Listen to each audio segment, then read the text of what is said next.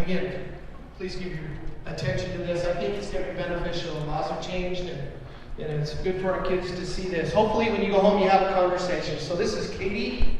If you'll give her attention to her, we appreciate it. Thank you. Oh, thanks, Kelly. All right.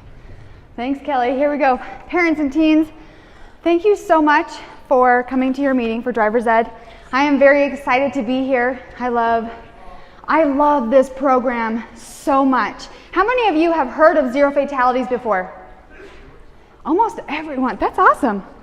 Have you seen the messages over the highway? Yes. Does anyone remember any of those messages?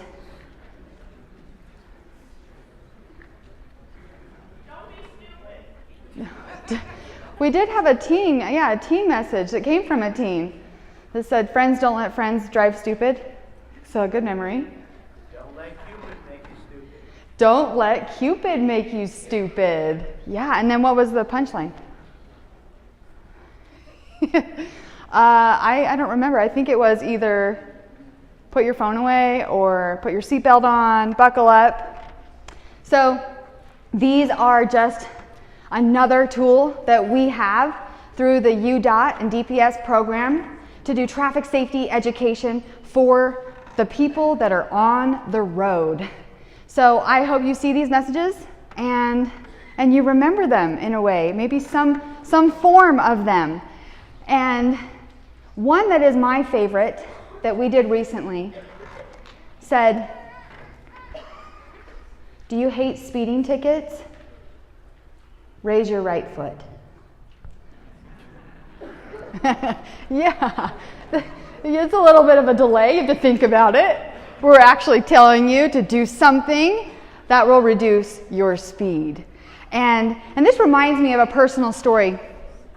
And I love sharing stories because, like you, I am a driver on Utah roads. And once upon a time, teens, I was a teen driver and not a good one.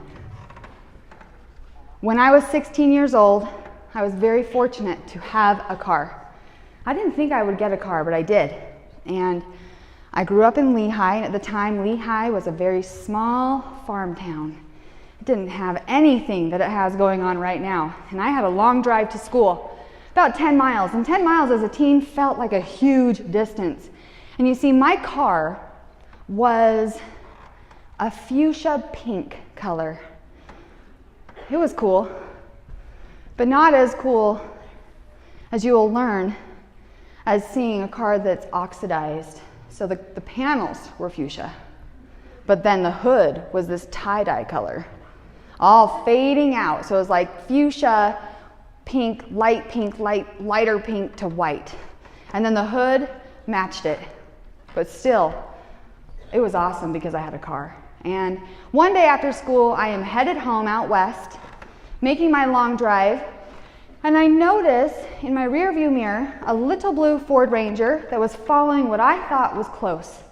So at 16, I wanted to teach them a lesson. So I do a brake tap thing. And then I keep driving and I think again, they're not learning. I do a brake tap thing again. But still, that wasn't enough. So I wave with one finger. I know they saw this lesson.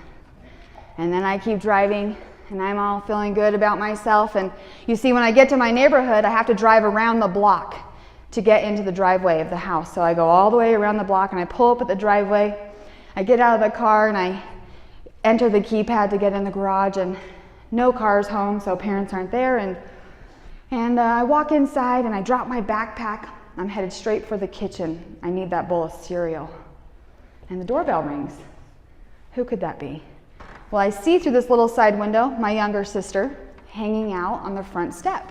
And I think, well, sister's home from school. This is great. I'm excited to see her. So I bounce to the front door, open it wide, welcome my little sister home, and walking up the steps behind her is my dad, who I am also very excited to see. But as I notice my dad walking up the steps, I look beyond him parked on the side of the road by the mailbox, a little blue Ford Ranger. You see, my dad, he bought a new truck that day. You never know who could ever be on the other end of your lesson. And frankly, I'm pretty lucky it was my dad who followed me home that day. And he wasn't the type to ever yell. I learned all my lessons through disappointment. I had to stand there in front of him and know Daddy knows who his little girl is when he is not around. And of course, that's funny now because I survived, Dad survived, everybody's okay. But in general, you do not have to raise your hand right now and tell me if you've ever waved with one finger. But you know if you have. Your teen probably knows if you have too. And sometimes that's funny, but why is that something we do? Why is this okay? Is this a form of aggressive driving? Yes, it is aggressive driving. Is aggressive driving a problem on Utah roads? Yes. So it's really easy for us to see the aggressive driving behaviors that all the other people are doing. We are pointing our fingers and wishing that they would not be that way, that they would be considerate of other people. But then sometimes we might catch ourselves in those same scenarios. So I hope you learn from my story the lesson. When we want to teach somebody else a lesson on the roads, it's not our job to do so. Learning from the experiences of other people are so important. And parents, your participation and involvement in your teens' learning how to drive experience is so great.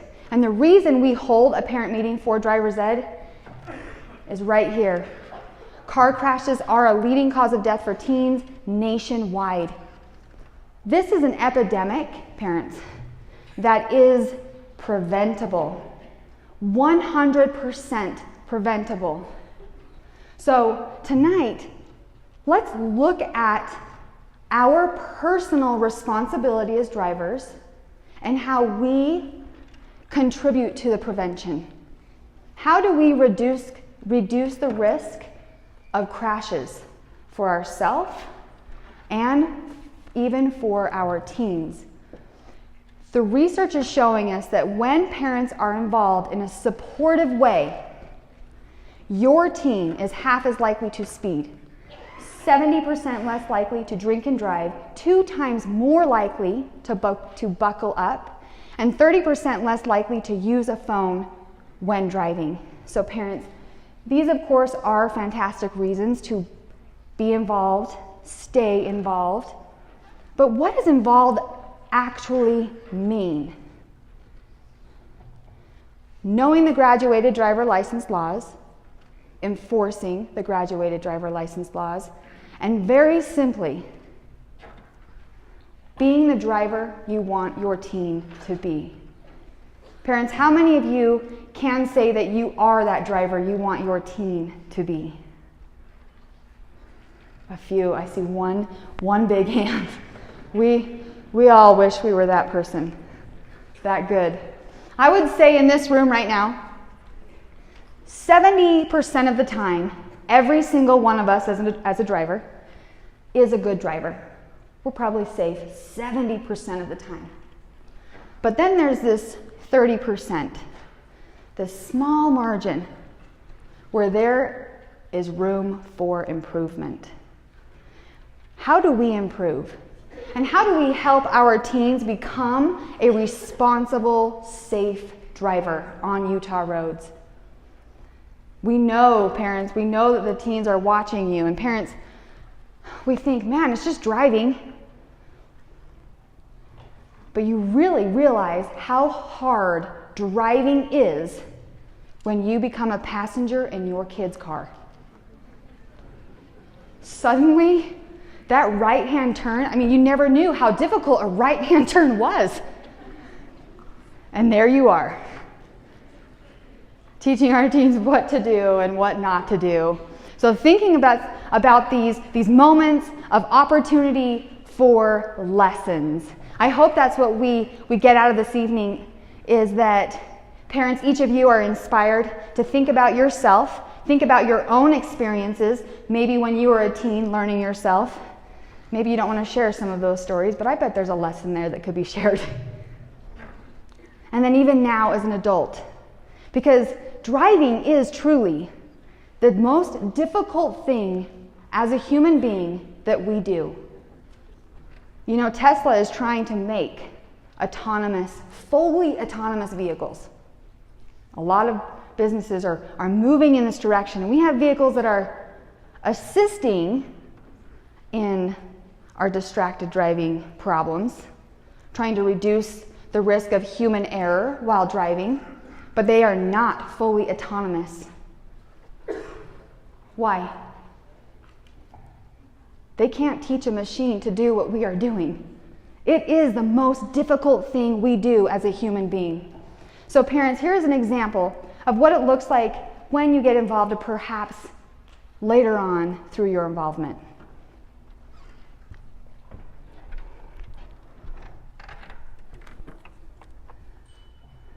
My daughter only dates responsible young men. Are you a responsible young man, Chris? Are you? Dad, you are so embarrassing. Oh, isn't prom night exciting? Mom! Oh!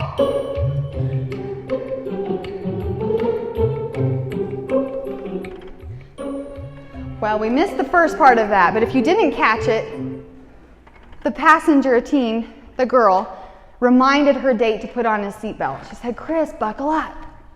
And he kind of hesitated, so then, of course, out pops her dad. And then out pops her mom. And parents, I think that's giving you some ideas of what I'm talking about. But teens, no fear, this is not the way that your parents will be involved. They're not trying to embarrass you in front of your friends when you get those keys of freedom, but it's just a way. So, taking a look at these statistics here, in Utah, teen drivers represent 8%, only 8% of all the licensed drivers on Utah roads. However, teen drivers are responsible for over 21% of all car crashes. That's a big disproportion. So let me ask you, why would teens be responsible for so many crashes? What's the number one reason? Distractions. Lack of experience. Front row, he's correct. The number one reason teens are inexperienced. Parents, they are just learning how to drive. And I'm sure you would agree, after you've been with your teen, that a right-hand turn, well, that's hard. Stopping before the line, that's hard. Driving is a skill. And it takes a lot of practice to do this skill well. There's so much going on. So, to help with this, we are allowing in Utah teens to get a learner permit at what age? 15. Parents, when did you get your permit?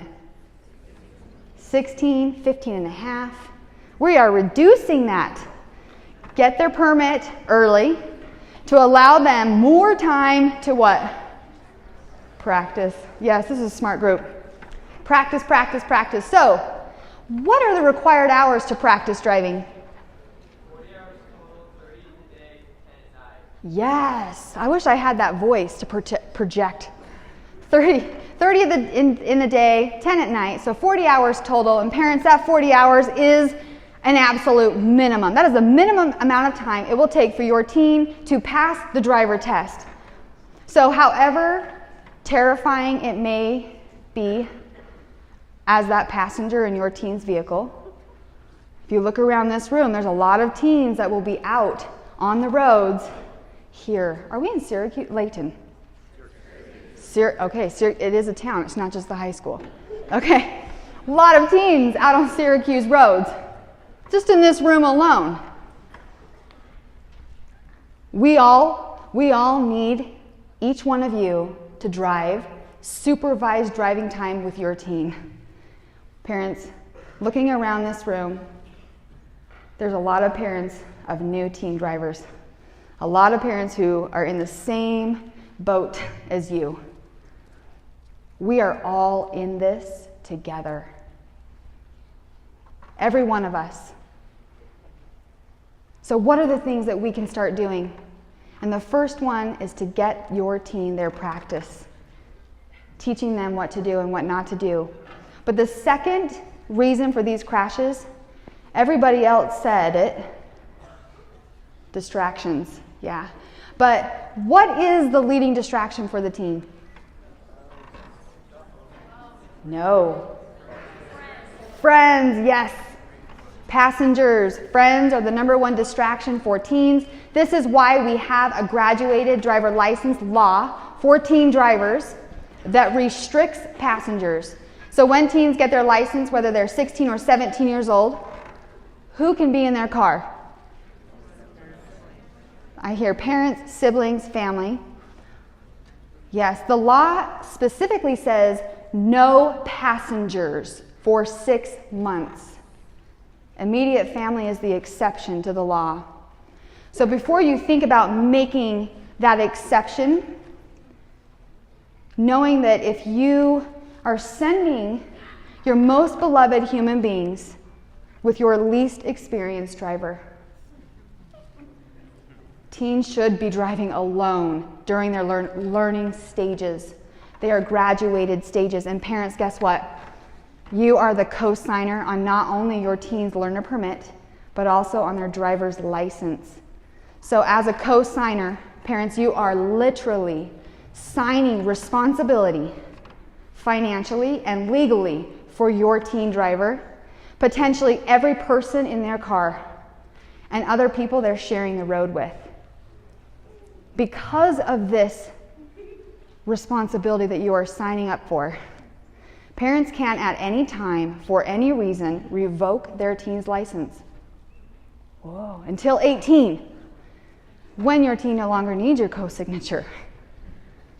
But this is so great because I know that when teens receive those keys of freedom, they believe that is freedom.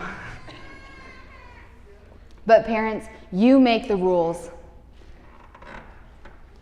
Even if it is your teen's car, you are still that co-signer. If we look at this story that happened in 2016, there are so many lessons to learn. And Lexi, you see, was a junior at Corner Canyon High School. She was also an identical twin to her sister Lauren. And Lexi and Lauren lived in a neighborhood that had a row of houses, and the kids in this row were very tight. They were best friends, a very close group of kids since age 3. So there's Lexi, her twin sister Lauren, their friend Ethan, and 2 other friends. And the 5 teens had a birthday party and then a movie.